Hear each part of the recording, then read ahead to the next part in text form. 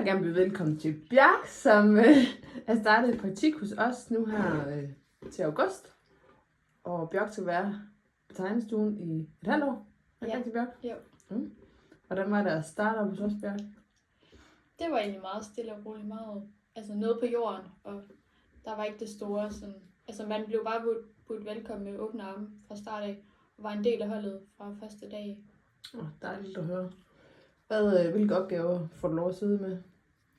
Jamen, jeg har egentlig siddet med lidt forskelligt indtil videre. En meget sådan, teknisk, som fundamenter og stabilitetsberegninger og sådan hus og parcelhus og sådan noget. Så mindre byggerier. Ja. Er du, jeg tror jeg glemte at få med, at du er du er ikke bygningskonstruktør. Nej, studerende. jeg er ingeniør praktikant. Ja.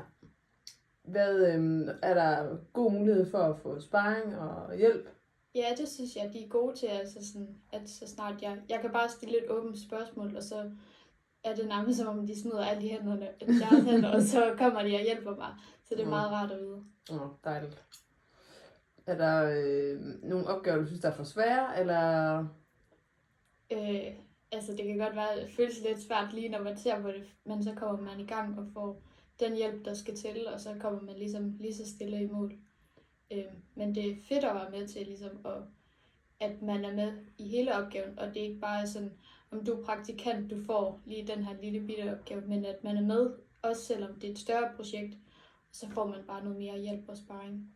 Så på den måde har du egentlig fået ret hurtigt et ansvar, egentlig, og det føle, man er en medarbejder ligesom alle andre. Ja, lige præcis. Fantastisk, Bjørk. Jamen, tak for det, Bjørk. Selv tak.